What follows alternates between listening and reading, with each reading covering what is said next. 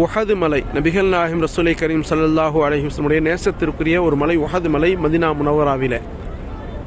இந்த உஹது மலை நபிகள் நாயகம் ஸல்லல்லாஹு அலைஹி நேசித்தது. இதனை நபி அவர்களும் நேசித்தார்கள். யுஹிப்புனா வ நுஹிப்புஹு, உஹது மலை நம்மை நேசிக்கிறது, நாம் உஹதை நேசிக்கிறோம் என்று நபிகள் நாயகம் ஸல்லல்லாஹு அலைஹி வஸல்லம் அவர்கள் நவின்று அருளிய ஒரு மலை.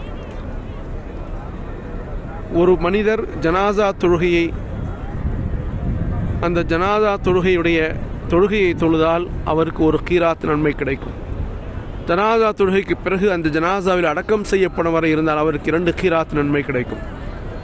கீராத் என்று சொன்னால் என்ன என்று சஹாபாக்கள் கேட்டதற்கு ஒரு கீராத் என்பது உஹது மலை அளவு என்பதாக நபிகள் நாயகம் ஸல்லல்லாஹு அலைஹி வஸல்லம் அவர்கள் நவின்றார்கள்.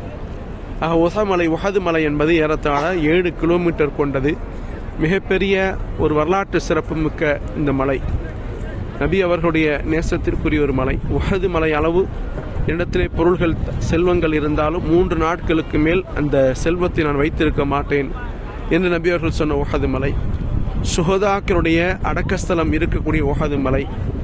உஹது மலையை பற்றி நபி ஸல்லல்லாஹு அலைஹி வஸல்லம் மிகவும் நேசித்து கூறியிருக்கக்கூடிய ஒரு அற்புதமான மலை. இந்த உஹது மலை தரிசிப்பதற்காக வேண்டி ஒவ்வொரு நாளும் ஹாஜிகள் காலை மாலை தோறும் வந்து கொண்டிருப்பார்கள். அருகிலே உஹதுடைய மலை நினைவாக கட்டப்பட்ட ஒரு பள்ளிவாசல், இன்னும் வரலாற்று சிறப்புமிக்க இடங்கள் ஆங்காங்கே நிறைய இருக்கின்றன. இன்ஷா அல்லாஹ் அவற்றை தொகுத்து வழங்குவோம். விரைவிலே எல்லாம் கூடும் அல்லாஹ் ஒருவனுக்கே. அஸ்ஸலாமு அலைக்கும் வரஹ்மத்துல்லாஹி வபரகாத்துஹு.